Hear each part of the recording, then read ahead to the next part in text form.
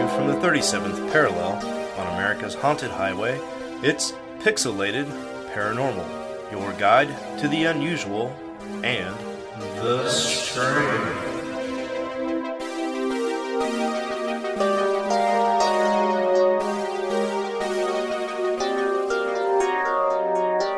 What's up, everybody? Welcome back to another exciting episode of Pixelated Paranormal.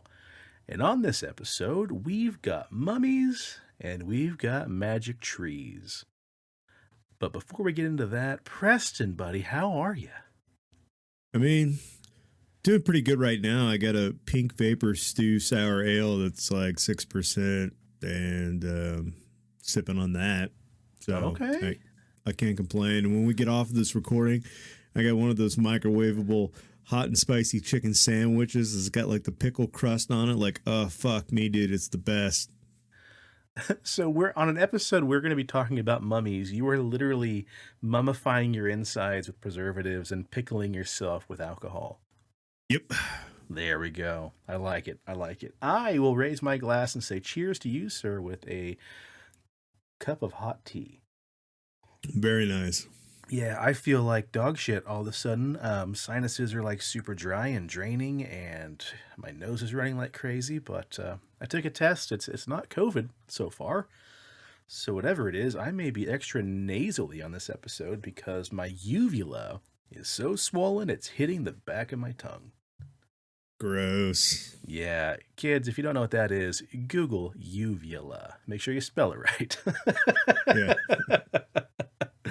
Well, we're on another episode, sans Steven, unfortunately. So we're not going to talk about cremation like I wanted to. I've been doing a very interesting dive into the history of cremation, but seeing as though Steven works in the industry, he'll have some insight that I want to dive into as well. So we're going to hold off on that. But doing just research on death in general, you come across so many interesting articles and just tangents and side streets and everything else that we've got a lot of stories we're not really sure where to put them.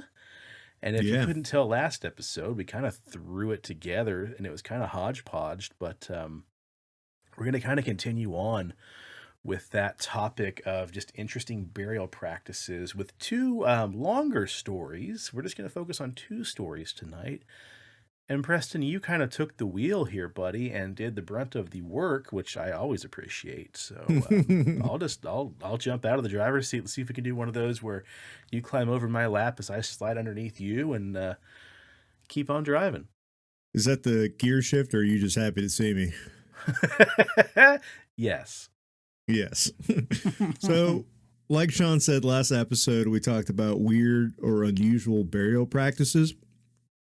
And in past episodes, like Bustin' a Tut, we talked about mummies. And boy, do we love our mummies around here. We've covered salt mummies, beef jerky mummies, black mummies, bog bodies, salt mummies, the old classic Egyptian brown. And, that's not like a racial slur. That's mummies being being ground up into dust to make brown pigment paints, which I'm really disappointed that they don't make that anymore, because I would like, I like brown. That's basically the only color I can see. And so I'm saddened that I don't get to experience Egyptian brown. So yeah, like you said, dude, we've talked about mummies so many times. In the last,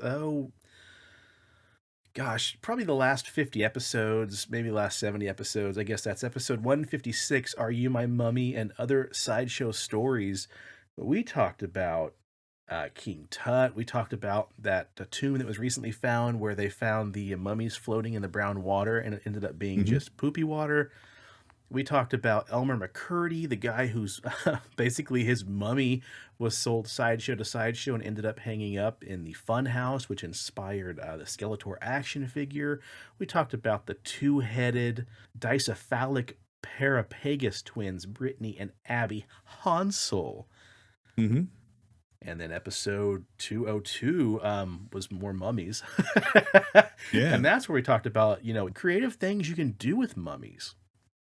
So it's no secret we love mummies. Mummies, and even more mummies, goddammit. So tonight, dear listeners, like Shawn said, I'm going to take the wheel, and we are going to deep dive not only a weird burial practice that Shawn may have overlooked, but I swope in there and, like, here you go, buddy, you should cover this. Yeah. But what's known as the wet mummies. And no, they're not turned on. They are just really, and I mean really, very moist. But we're not going to stick around in Egypt for the stories. No, we're going to go a little bit further east, and we're going to start this journey with the life and death of none other than Mrs. Xin Zhui. Xin Zhui lived an extravagant lifestyle for her time. Think of the real housewives of China. She enjoyed having her own musicians for entertainment, whom she would have play for parties as well as her own personal amusement. She may have enjoyed playing music as well, particularly the quin. That's that Chinese 7-string guitar folk-looking thingy, which was traditionally associated with refinement and intellect. As a noble, Xin Zhui also had access to a variety of imported foods, including various types of meat, like dog and other exotic animals, which were reserved for the royal family members of the ruling class. Most of her clothing was made of silk and other valuable textiles, and she owned a variety of cosmetics. Now, like us all, as she aged, Xin Zhui suffered from a number of ailments that would eventually lead to her death, along with a number of internal parasites, because she liked that shit raw. You could say that she was raw dogging it. she ate dog. You know what I'm just saying. Speaking of, I had some raw spicy tuna last night. How was it? That was delicious, yeah. So I hope far, you don't have parasites. So far, no pinworms. Doing fine. Good. She also had a coronary thrombosis, which is blood clots, and arteriosclerosis, which is thickening, hardening, and loss of elasticity of the walls of the arteries. Most likely arteriosclerosis. Yeah, whatever you said. I'm not. Look, I have a track record of pronouncing things wrong, so don't expect me to start doing it right. Yeah, we don't want you to try to beat your high score. That's right. Anyways, all of that shit was likely linked to an excessive weight gain due to a sedentary lifestyle, a.k.a. she drank, partied, and ate too many fucking Big Macs. Or microwavable spicy chicken sandwiches. Yep, that too. A fused spinal disc probably didn't help her and caused immense pain, which contributed to deceased in physical activity. She also suffered from gallstones, one of which was lodged in her bile duct and further deteriorated her condition. Oh. A total of 138 melon seeds were found in her stomach, intestines, and esophagus. It is inferred that she died in the summer when the fruits and melons had ripened. The presence of melon seeds in her stomach also indicates that she had died within 2 to 3 hours after eating the fruit. She kicked the old shit bucket around 50 years of age in 168 BC. She was buried in an immense tomb in Magandawe, Chingsha, which with more than 1,000 items ranging from drink and food vessels to silk clothing and tapestries to figurines of musicians and mourners. In 1968, workers digging an air raid shelter for a hospital near Chingsha unearthed the tomb of Xin Zhui, as well as the tomb of her husband and a young man who was most commonly thought to be her son, but could have been the pool boy. We're not judging. You know. Yeah. With the assistance of over 1,500 local high school students, that's slave labor, archaeologists began a large excavation of the site beginning in January 1972. Her tomb contains a stunning amount of information in the form of books and tablets on health, well-being, and longevity. On tablets inscribed with Chinese characters are recipes for various traditional Chinese medicine that treat headache, paralysis, asthma, sexual, and other health problems. Xin Zhui's body was found within 4 rectangular pine constructs that sat inside one another, which were buried beneath layers of charcoal and white clay. The corpse was wrapped in 20 layers of clothing and bound with silk ribbons. In the tomb of Xin Zhui, 4 coffins of decreasing size enclose one another, kind of like those nestled Russian dolls. Right? Yeah. And the first and outermost coffin is painted black, which is the color of death and the underworld. All painted images sealed inside the coffin were thus designed not for an outside viewer, but for the deceased, and concerned the themes of death and rebirth, protection in the afterlife, and immortality. The second coffin was a black background, but is painted with a pattern of stylized clouds with protective deities and auspicious animals roaming an empty universe. A tiny figure, a deceased woman, is emerging at the bottom center of the head. Only her upper body is shown, for she's about to enter this mysterious world, aka the afterlife. The third coffin exhibits a different color scheme and iconography. It is shining red, the color of immortality, and the decorative motifs include divine animals and a winged immortal flanking 3 peaked mountains, or the 3-peaked mountain Kulun, which is a prime symbol of eternal happiness. Inside this sarcophagus, on top of the fourth and innermost coffin, the excavators found a painted silk banner about 2 meters long. Yellow and black feathers are stuck on the cover board of the coffin. People at the time believed that in order to fly up into the heavens and become immortal, one needs to go through a featherization phase, which is growing feathers on one's body. Oh. Many texts during and before the time mentioned have a connection between growing feathers and becoming a celestial being. A celestial being is even referred to as a feathered person in some of the ancient Chinese texts. One celestial being on the Ningyan Han stone portraits also has feathers all over the body, so we can further make that connection. So the feathers stuck to the coffin was a way of expressing the hopes that Xin Zhui would grow feathers on her body and enter the heavens and become immortal, where she could have all the Big Macs and raw dog every day.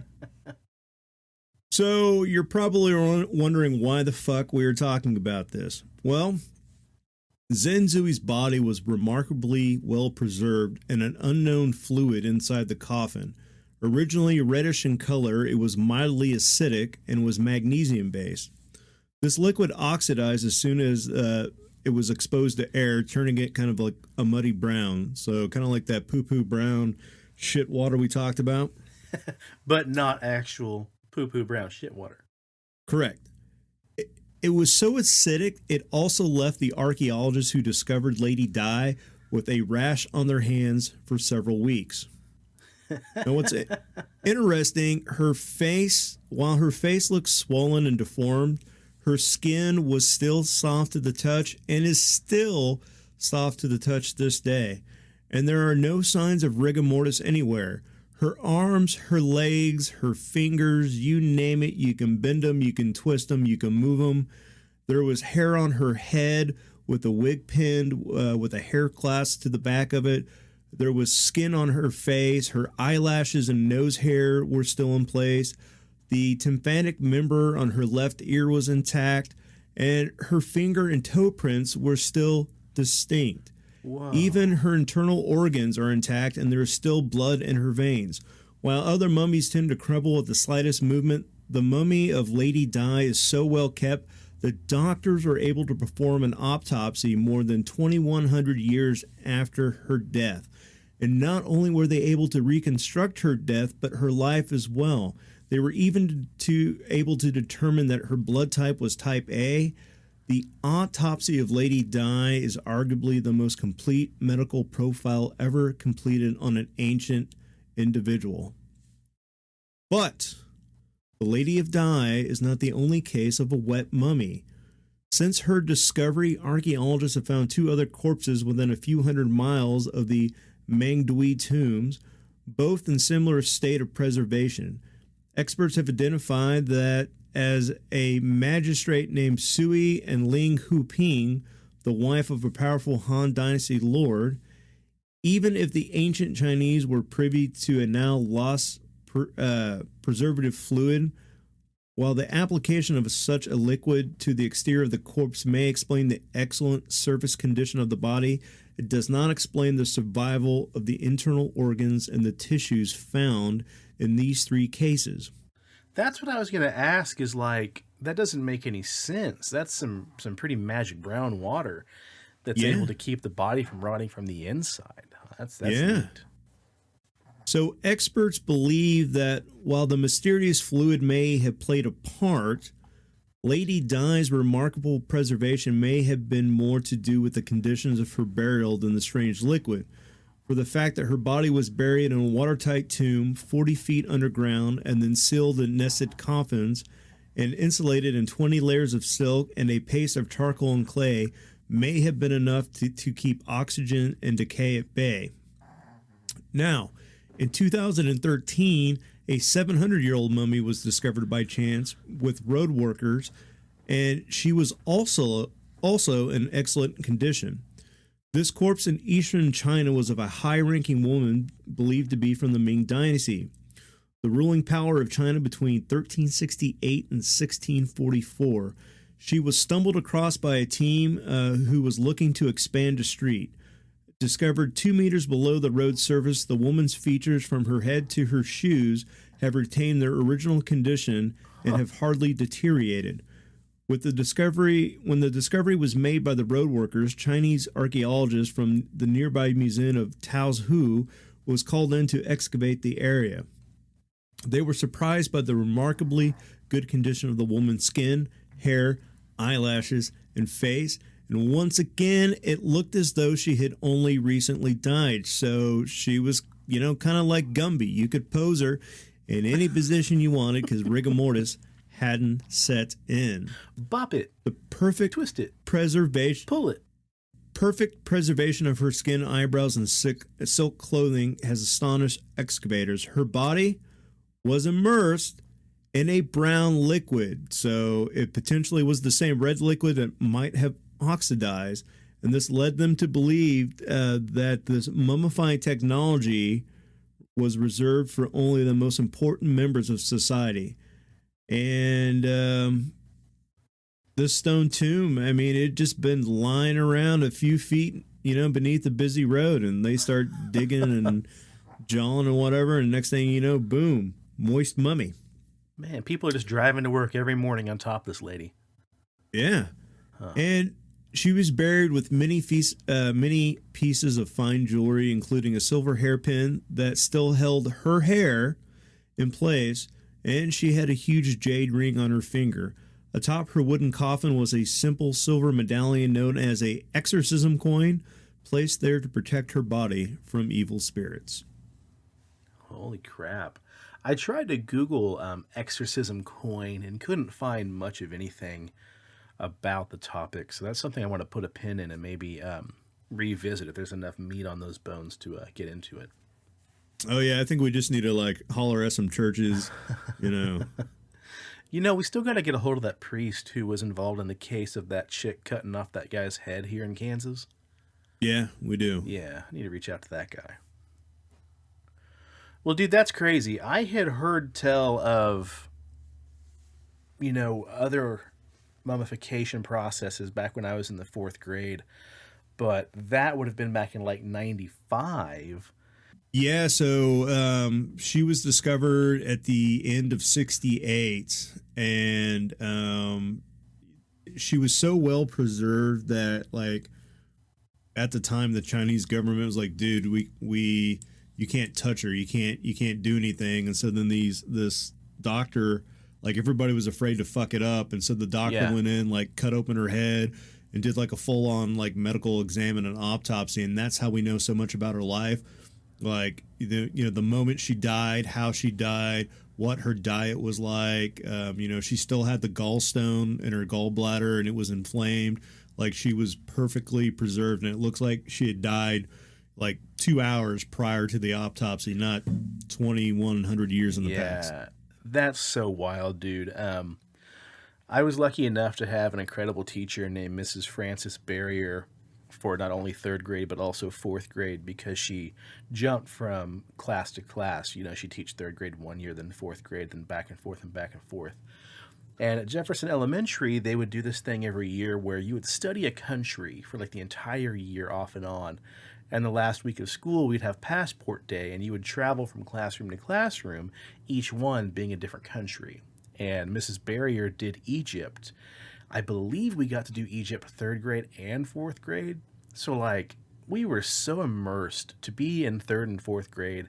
Mrs. Barrier taught us just a crazy amount of information about mummification. And I remember she mentioned, she didn't call it wet mummification, but she did tell us there were also other forms of mummification that were done outside of Egypt, but we never delved into it because we were focusing primarily on Egypt itself. But the other mummy that they found down the road, the gentleman, he too was also so well preserved. To this day, they have to cover up his body with a white cloth, otherwise you'd be staring at his Wang D. Ooh, boy. Yeah. Well, again, like you said, thank goodness rigor mortis didn't set in. Yeah. I mean, Jesus, does this guy take Viagra? It's been 4,000 years. The damn thing ain't going down. Well, for our second story that you prepared for us, Presto, I'm going to jump in here and talk about the mountain people of Bali. Located on the eastern shore of Lake Batur in Bangli Regency in the central of Bali, Indonesia, is a small Balinese village known as Trunyan. Now, to the common folk, Trunyan village isn't really that noteworthy, and it seems to almost resemble most other Indonesian villages in the area. Save for one particularly interesting fact: the way they bury their dead, or rather, should I say, the way that they don't. Trunyan village is home to the mountain Bali people, known forthright as the Bali Aga. And unlike the lowland Bali people, the Bali Aga practice an ancient ritual which predates the arrival of Hinduism or Buddhism. It goes clear back to at least 10th century AD. The name Trunyan itself refers to an incredibly fragrant tree that grows in the village called Taru, which is believed to be more than 1,000 years old itself, and it lends its beautiful fragrance to the Bali Aga people to be incorporated in their bizarre burial rituals.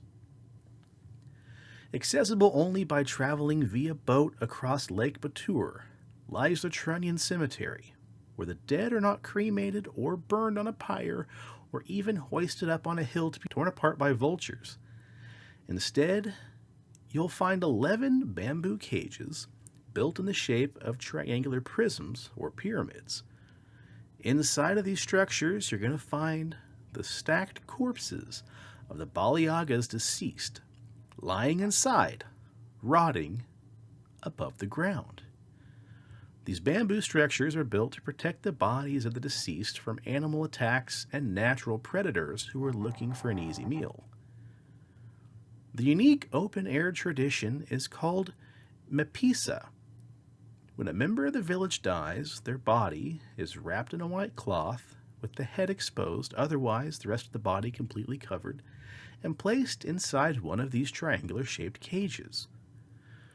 When the cages are full, because the bodies are continued to be stacked on top of each other, the body on the bottom that has been there the longest is then removed to make room for a new inhabitant, being replaced by the new dead body. The remains of the long since deceased are then placed on a pile along with any other corpses that have been evicted by newcomers.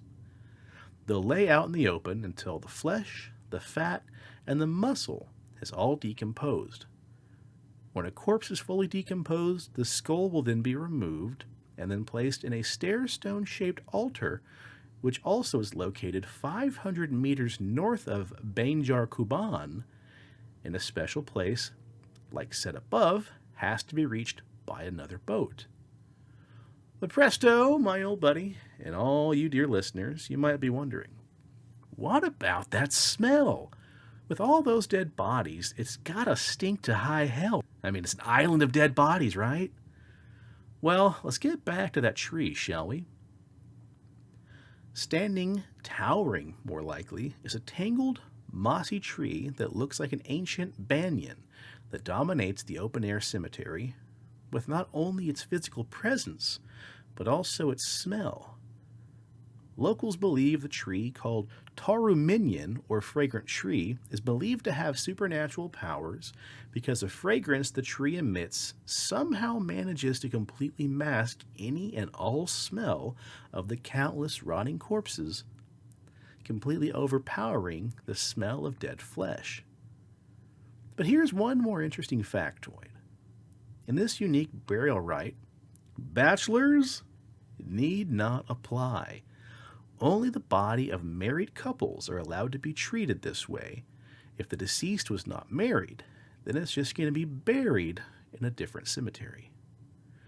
These Trunyanese funeral rites date back to the Neolithic Agama Bayu sect, one of 6 of the most important religious spiritual sects during the pre-Hindu period in Bali. The Agama Bayu worshipped the stars and the winged, and supposedly not every dead villager could be laid down within the cemetery. The corpses must be undamaged, and the person must have died from natural causes. So then you might ask, what might happen to the dead bodies from people who died in accidents? Well, the cemetery has 3 different categories of graves. First, you have your baby tombs, or the Sima Nuda. These are reserved for unmarried people. You have the sacred tombs, the Sima Naya, for married people who died naturally. And you have the Salapati tombs, Sima Bantas, which are reserved for people who died unnaturally, like in accidents or by suicide. The funeral processions seem quite simple, where the villagers' corpses will be taken by a boat, followed by its family, and possibly by residents who are bored and just happen to jump on the boat for a simple ride. When a dead body is being carried, also, it should be noted, women are forbidden from going into the cemetery. In the main temple, Pura Pansiring Jagat, or simply known as the Temple of the Navel of the World, villagers conduct a series of ceremonies which include a dance called the Borong Brutuk, an ancient Borong dance that only exists in the Trunyan, which is both a performance as well as a religious ritual. Unlike the usual Borong dances, the Borong Brutuk dancers wear simple outfits made from dried banana leaves, which supposedly are only picked from the Pingon village, just to the northwest of Mount Batar. The Borong Brutuk dancers wear masks that evoke a primitive feeling, as the large eyes are painted on in white or brown paint.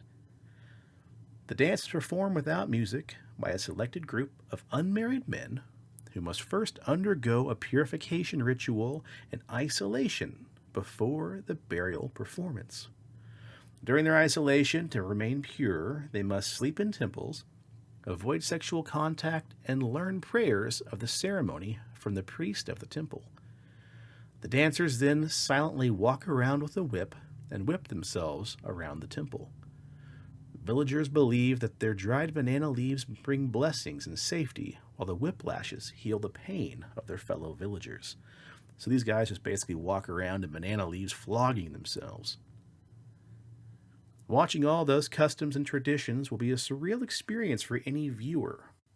However, if you're interested and you want to go to Trunyan Village and have a walk around the cemetery while enjoying the other sites of the village, you can book a trip and outsiders are allowed to visit. However, because of A, the blasphemy involved in touring these burial rites, and B, everybody's out to get a buck, you literally have to book a tour with a tour guide. Otherwise, you could be taken out to the island by some guy in a boat and either robbed or murdered if you ever even reach the island. Well, be jiggered. Right? I think that's rad, man, to have a giant tree that smells so good it totally masks the otherwise island of the dead. On the other side of that coin, in Winfield, Kansas, I believe at Cowley College, there is one of the, I forget what it's called, the dead body plants, the giant flower that when it blooms every so many years smells like a giant rotting corpse. Gross. We hate to cut it short, folks, but we gotta run because I'm starting to lose my voice a little bit from this sinus crap, and I don't want to sit here and whisper like, a rotting corpse in Bali. Oh. So instead, I'd like to ask, if you're listening right now and you haven't already, please follow us on the old Instagram at PXL Paranormal. If you're on the old Facebook, check us out, the Pixelated Paranormal Podcast. Presto, we're also on YouTube. Ain't that right? 164 subscribers, so do your part, get us up to 200.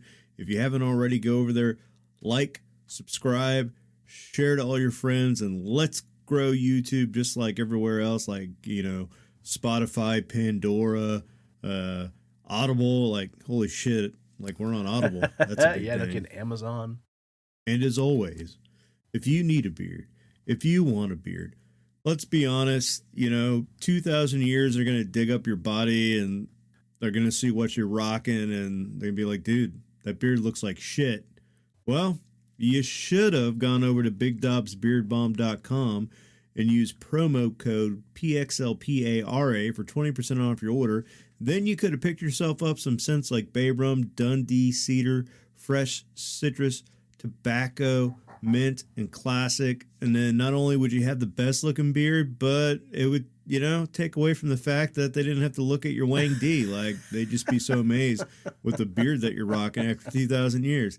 So do yourself a favor, go over to Dobbs and just get it. Get Dobbs. You need Dobbs in your life. And just like the Tauru Minion, after 2,000 years, when they finally crack open your little tomb, it's going to smell as fresh as the day you put it on your beard. Yeah. And if you're in the Wichita area, please stop by and see our dear friend Leslie and the rest of the gang at CD Trade Post at Pawnee and Seneca. All right, on behalf of Big Steven, I would like to say cheers to the weird shit in the world and to those of us that love to talk about it. And stay spooky and stay on the paranormal highway. The cast at Pixelated Paranormal would like to thank you for listening to this week's episode. Pixelated Paranormal is here to tell you tales of the fantastical, the strange, the unknown. Tales that will move you a little further down the paranormal highway. If you'd like to share your own listener story, we would love to hear it. Email us at pixelatedparanormal@gmail.com. Again, that's pixelatedparanormal@gmail.com. We'd really love to hear from you. Again, thanks for listening to this week's episode of Pixelated Paranormal, your guide to the unusual and the strange.